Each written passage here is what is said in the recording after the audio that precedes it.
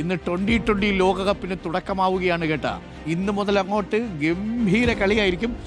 നമ്മൾ ഇന്നലെ അങ്ങോട്ട് എന്തൊരു തരിപ്പായിരുന്നു വൈഭവ് സൂര്യവംശിയുടെ ആ 80 പന്തിൽ 175 റൺസ്. ഒന്നാലോചിച്ച് 150 റൺസ് അടിച്ചത് മൊത്തം 4ഉം 6ഉം മാത്രം. 15 4ഉം 15 6ഉം. ആ തരിപ്പ് അങ്ങോട്ട് കഴിഞ്ഞതേ ഉള്ളൂ. അടുത്ത തരിപ്പ് കയറാൻ പോവുകയാണ്. ലോകകപ്പിന് തുടക്കമാവുന്നു. കൊളംബോയിലാണ് ആദ്യത്തെ മത്സരം. പാകിസ്ഥാനും നെതർലൻഡ്സും തമ്മിലാണ് ഉദ്ഘാടന മത്സരം. നമ്മളുമായിട്ട് പാകിസ്ഥാൻ കളിക്കില്ല എന്നാണ് പറഞ്ഞിരിക്കുന്നത്. പക്ഷേ നമ്മൾ കളിക്കാൻ തയ്യാറാണ്. വൈകിട്ട് 7-ന് മുംബൈ വാങ്കഡെ സ്റ്റേഡിയത്തിൽ അമേരിക്കയുമായാണ് ഇന്ത്യയുടെ ആദ്യ മത്സരം. പരിക്കേറ്റ യുവതാരം ഹർഷിത് റാണയ്ക്ക് പകരം പേസർ മുഹമ്മദ് സിറാജിനെ ഇന്ത്യ ടീമിൽ ഉൾപ്പെടുത്തിയിട്ടുണ്ട്. മത്സരം കാണാനും പ്രേക്ഷകർക്ക് വിവരങ്ങൾ നൽകാനുമായി മുംബൈയിൽ നിന്നും നമ്മളുടെ സ്പോർട്സ് എഡിറ്റർ ജയേഷ് പൂക്കോട്ടൂരുണ്ട്. Jayesh Pookkottoor, very good morning. എങ്ങനെയുണ്ട് മുംബൈ? തണുപ്പൊക്കെ ഉണ്ടോ? തണുപ്പൊക്കെ വൈകുന്നേരം ആകുമ്പോഴേക്ക് ചൂടായിട്ട് മാറും അല്ലേ? Very good morning doctor Arun. ഞാനിതാ ഇപ്പോൾ നമ്മുടെ വാങ്കഡെ സ്റ്റേഡിയത്തിന് അഭിമുഖമായി കിടക്കുന്ന വിഖ്യാതമായ മറൈൻ ഡ്രൈവിലാണുള്ളത്. ഇവിടെ വലിയ ആവേശത്തോടെ തന്നെ ഓരോരുത്തരൊക്കെ മത്സരം കാണാനുള്ളവരൊക്കെ എത്തിയിട്ടുണ്ട്. അതല്ലാതെ ഈ വാങ്കഡയിൽ നടക്കാൻ വേണ്ടിയിട്ട് എത്തിയ ആൾക്കാരൊക്കെ നമുക്ക് ഇവിടെ കാണാൻ കഴിയും. എന്തായാലും മത്സരത്തിൻ്റെ ചൂടിലേക്ക് തന്നെയാണ് മുംബൈ കടക്കുന്നത്. ഇന്നത്തെ മത്സരം 7 മണിക്കാണ് നടക്കുന്നത്. അതിന് തൊട്ടു മുന്നോടിയായി പഞ്ചാബി റാപ്പർ ബാദുഷാ അടക്കമുള്ളവരുടെ, ഡ്രമ്മർ ശിവമണി അടക്കമുള്ളവരുടെ കലാപരിപാടികൾ നടക്കുന്നുണ്ട്. അതിനുശേഷം 6:30 ടോസ്. അപ്പോൾ മനസ്സിലാകും ആരൊക്കെയാണ് 11-ലുള്ളത്, ഏതെല്ലാം മാറ്റങ്ങളാണ് ഇന്ത്യ വരുത്താൻ സാധ്യതയുള്ളത് എന്നുള്ളത്. പക്ഷേ നമുക്ക് മനസ്സിലാകുന്നത് ഇന്നലത്തെ പരിശീലന സെഷനും മറ്റൊക്കെ വെച്ച് നോക്കുമ്പോൾ നമുക്ക് മനസ്സിലാകുന്നത് ഇഷാൻ കിഷനും അഭിഷേക് ശർമ്മയും ഇതാദ്യമായി ഒരു ഔദ്യോഗിക മത്സരത്തിൽ ഇന്നിംഗ്സ് ഓപ്പൺ ചെയ്യാനിറങ്ങുന്ന ഒരു കാഴ്ച നമ്മൾ ഇന്ന് കാണേണ്ടി വരും. അങ്ങനെയെങ്കിൽ 2 വെടിക്കെട്ട് താരങ്ങളുടെ പെർഫോമൻസ് നമുക്ക് കാണാം. സ്വാഭാവികമായിട്ടും സഞ്ജു സാംസൺ പുറത്തിരിക്കേണ്ടി വരും. 3-ാം നമ്പറിൽ തിലക് വർമ്മ തന്നെയായിരിക്കും വരിക. അദ്ദേഹം ഇന്നലെ ഏറെ സമയം നെറ്റ്സിൽ പരിശീലനം നടത്തിയിരുന്നു. 4-ാം നമ്പറിൽ പതിവ് പോലെ ക്യാപ്റ്റൻ സൂര്യകുമാർ യാദവത്തും 2 വർഷത്തെ ഒരു മോശം ഫോമിനൊക്കെ ശേഷം നമ്മുടെ ക്യാപ്റ്റൻ തിരിച്ചു വന്ന ഒരു സീരീസ് ആയിരുന്നു ന്യൂസിലൻഡിനെതിരായ പരമ്പര. കാര്യവട്ടത്തൊക്കെ നമ്മൾ ആ ഒരു വെടിക്കെട്ട് കണ്ടതാണ് ക്യാപ്റ്റൻ്റെ.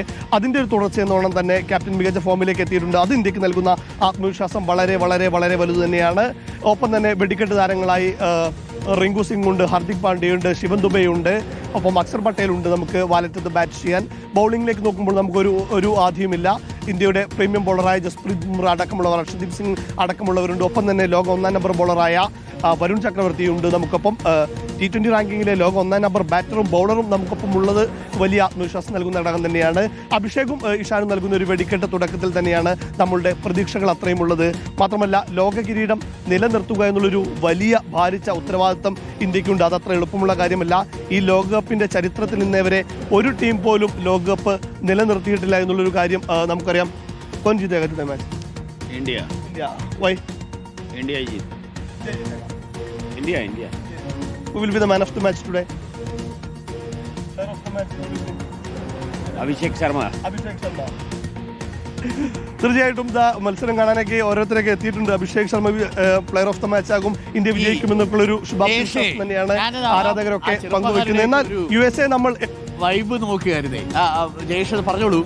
ചെറുപ്പക്കാരൊക്കെ രാവിലെ തന്നെ, വൈകുന്നേരമാണല്ലോ മത്സരം, പക്ഷെ രാവിലെ തന്നെ മത്സരം കാണാൻ വേണ്ടിയിട്ട് വന്നു. അവരെ പല സ്ഥലങ്ങളിൽ നിന്നൊക്കെ വന്നേക്കുന്നവരായിരിക്കും. ഇവർ മുംബൈക്കാരൊന്നും അല്ലല്ലോ. മറ്റ് സംസ്ഥാനങ്ങളിൽ നിന്നൊക്കെ വന്നവർ പോലും ഉണ്ടാവും. മഹാരാഷ്ട്രയിലെ മറ്റ് ജില്ലകളിൽ നിന്ന് വന്നേക്കുന്നവരുണ്ടാവും. രാവിലെ തന്നെ വന്ന് മത്സരം കാണാനും ഒക്കെ ആയിട്ട് ഇങ്ങനെ ഹാപ്പി ആയിട്ടിരിക്കുന്ന ഒരു ഫീൽ ഉണ്ട് അല്ലേ? അതൊരു വലിയ വൈബല്ലേ? പക്ഷേ അവിടെ പെൺകുട്ടികളെയൊന്നും അധികം കാണാനില്ല, വീട്ടമ്മമാരെയൊന്നും അധികം കാണാനില്ല എന്നുള്ളതും ഒരു കൗതുകമാണ് അല്ലേ ജയേഷ്? അതെ, ഇത് അവരൊക്കെ വരുന്ന സമയമുണ്ടല്ലോ. നമുക്കറിയാം രാത്രി 7 മണിക്കാണ് മത്സരം. 4 മണി മുതലാണ് ആരാധകരെ സ്റ്റേഡിയത്തിനകത്തേക്ക് കയറ്റി വിടുകയുള്ളൂ.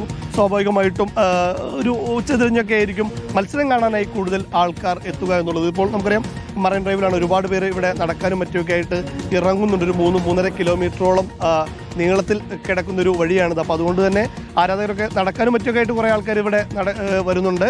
മത്സരം കാണാനുള്ള ആരാധകരൊക്കെ ഇങ്ങനെ എത്തിത്തുടങ്ങുന്നേ ഉള്ളൂ. നേരത്തെ ഡോക്ടറിന് സൂചിപ്പിച്ച പോലെ തന്നെ ഇന്ത്യയുടെ നാനാഭാഗത്തു നിന്നുള്ള ആൾക്കാർ ഈ ഒരു മത്സരത്തിനെത്തും. ഇന്ത്യയുടെ ഉദ്ഘാടന മത്സരമാണ്. പക്ഷേ കുറച്ചുകൂടി ഒരു ശക്തരായ എതിരാളികൾ നമുക്ക് വേണമായിരുന്നു എന്നുള്ളൊരു ആഗ്രഹമുണ്ട്. ഓസ്ട്രേലിയയോ ദക്ഷിണാഫ്രിക്കയോ ന്യൂസിലൻഡിനെ പോലെ കുറെ കൂടി ശക്തരായ എതിരാളികൾ വേണമായിരുന്നു. പക്ഷേ USA മികച്ച ടീം തന്നെയാണ്. നമുക്കറിയാം 11-ൽ കളിക്കുന്നതിൽ അണ്ടർ 19-ൽ തുടങ്ങിയതും അതെ ടീം തന്നെയാണ്. അണ്ടർ 19-ൽ നമ്മൾ തുടങ്ങിയത് US-നെതിരെയാണ്. ഉറപ്പായിട്ടും 6 വിക്കറ്റിന് മറ്റോ വന്ന് നമ്മുടെ പിള്ളേരെ അടിച്ച് തകർത്ത് കളഞ്ഞു. അപ്പൊ ഇന്നിപ്പോ US-നെതിരെ സീരീസ് തുടങ്ങുകയാണ്. കപ്പ് നമുക്ക് അതെ ഉറപ്പായിട്ടും. കാരണം വൈഭവ് ഒരു വലിയ പ്രചോദനം സീനിയേഴ്സിനും നൽകുന്നുണ്ടെന്നുള്ള 14 വയസ്സുകാരനായ വൈഭവ് 35-36 വയസ്സുള്ള ഇന്ത്യൻ സീനിയർ ടീമിലെ സൂര്യകുമാർ യാദവിനും ഒക്കെ വലിയൊരു പ്രചോദനം നൽകുന്നുണ്ട്. അടിച്ച് പൊളിച്ച് കളിക്കുക എന്നുള്ളൊരു ആറ്റിറ്റ്യൂഡ്, ആ ഒരു ആറ്റിറ്റ്യൂഡിൽ തന്നെയാണ് ഇന്ത്യൻ ക്യാമ്പും ഉള്ളത്. സീനിയേഴ്സായ അഭിഷേക് ഉൾപ്പെടെയുള്ളവർ ആ ഒരു മൂഡിൽ തന്നെയാണ് കളിക്കാൻ പോകുന്നു. അപ്പോൾ അത്തരത്തിൽ അണ്ടർ-19 നമ്മൾ USA-ക്കെതിരെ തുടങ്ങി ഇംഗ്ലണ്ടിനെ തോൽപ്പിച്ച് കിരീടം ചൂടി. ഇവിടെയും ഏകദേശം അങ്ങനെയൊക്കെ തന്നെ നടക്കട്ടെ. പക്ഷേ നേരത്തെ താങ്കൾ സൂചിപ്പിച്ച പോലെ തന്നെ പാകിസ്ഥാനുമായിട്ടുള്ള ഒരു മത്സരത്തിൽ ഇപ്പോഴും ഒരു അനിശ്ചിതത്വം നിലനിൽക്കുന്നുണ്ട്. പക്ഷേ സൂര്യ പറഞ്ഞത് ഞങ്ങൾ ഫ്ലൈറ്റ് ബുക്ക് ചെയ്തു, ഞങ്ങൾ എന്തായാലും ടോസിന് വേണ്ടി കൊളംബോയിലേക്ക് പോകുന്നുണ്ട് എന്നുള്ളതാണ്. ആ ഒരു മത്സരം കൂടി റെഡിയായി കഴിഞ്ഞാൽ മൊത്തത്തിൽ കളർഫുള്ളായി ഉഷാറായി. Okay, thank you. അപ്പോൾ ഗംഭീരമാവട്ടെ, ഉഷാറാവട്ടെ. എന്തായാലും കൗമാരപ്പട അടിച്ച കപ്പുണ്ടല്ലോ, സീനിയേഴ്സിന് കൊടുക്കുന്ന ആത്മവിശ്വാസം ചെറുതല്ല, ചങ്കെടുക്കും. അനിയന്മാരെ അടിച്ച് തകർത്ത് ലോകകപ്പ് കൊണ്ടുവന്നു. സീനിയേഴ്സിന്, ചേട്ടന്മാർക്ക് ഇത് ചെയ്യാൻ പറ്റത്തില്ലോ. ഒരു സങ്കടമുള്ളത് നമ്മുടെ സഞ്ജു സാംസൺ ചിലപ്പോൾ സ്ക്വാഡിൽ ഉണ്ടാവില്ല എന്നുള്ളതാണ്. അതാണൊരു സങ്കടം. അപ്പോൾ പക്ഷേ അഭിഷേക് ശർമ്മയുണ്ട്, വലിയ ഗംഭീരമായ മത്സരം. ഇഷാനുണ്ട്. അപ്പോൾ മത്സരം തകർക്കും കേട്ടോ, അക്കാര്യത്തിൽ ഒരു സംശയമില്ല.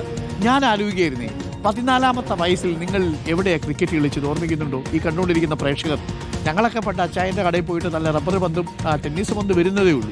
റബ്ബർ പന്തുണ്ടല്ലോ, ആ റബ്ബർ പന്ത് വാങ്ങിച്ച് മടലും വെട്ടി കളിച്ചുകൊണ്ടിരിക്കുന്ന സമയമാണ് 14 വയസ്സെന്ന് പറയുന്നത്, 10ാം ക്ലാസ്സിൽ. എന്നിട്ട് നമ്മൾ ഇൻ്റർ സ്കൂൾ ടൂർണമെൻറ്റൊക്കെ വയ്ക്കും, സാറന്മാരറിയാതെ. ശനിയാഴ്ചയും ഞായറാഴ്ചയും ട്യൂഷൻ സെൻ്ററുകൾ തമ്മിലാണ് മത്സരം. അത് നമ്മളുടെ അഞ്ചൽ ഈസ്റ്റിലെ വലിയ ഗ്രൗണ്ടിലാണ് നമ്മുടെ മത്സരം നടക്കുന്നത്. അപ്പോൾ ചെറിയൊരു ബാറ്റൊക്കെ സംഘടിപ്പിച്ചുകൊണ്ട് വരും. പന്ത് ഈ അച്ചായൻ്റെ കടയിൽ നിന്ന് വാങ്ങിക്കുന്ന അന്നത്തെ 8 രൂപ 7 രൂപ 6 രൂപയൊക്കെയുടെ കുഞ്ഞു പന്തുണ്ട്, സാധാ പന്ത്. കൊണ്ടു കഴിഞ്ഞാൽ ഉണ്ടല്ലോ എന്തൊരു വേദനയാണ്. അതൊക്കെയായിരുന്നു ആ കാലം. ഇപ്പോൾ വൈഭവം ഉണ്ടല്ലോ ഇൻ്റർനാഷണലി. 14 വയസ്സേ ഉള്ളൂ, ചെക്കനടിച്ച അടി അത് കാണുമ്പോഴാണ് ജീവിച്ചാൽ ഇങ്ങനെയൊക്കെ ജീവിക്കണം അല്ലേ. എന്തൊരു ടാലൻ്റ് അല്ലേ മിടുക്കൻ. കണ്ണുവയ്ക്കാതിരിക്കട്ടെ എന്ന് പ്രേക്ഷകർ പറയുന്നുണ്ടാവും. അങ്ങനെ തന്നെ ആവട്ടെ. സംഭവം സൂപ്പറായി മാറും. ഡിസിപ്ലിനോട് കൂടി വൈഭവ് ഇനി ഇന്ത്യൻ ടീമിലേക്ക് വന്നു കഴിഞ്ഞാൽ ഒരു പക്ഷേ മറ്റൊരു ബ്രില്യൻ താരമാവും. വിരാട് കോഹ്ലിയെ പോലെ, സച്ചിൻ തെണ്ടുൽക്കറെ പോലെ.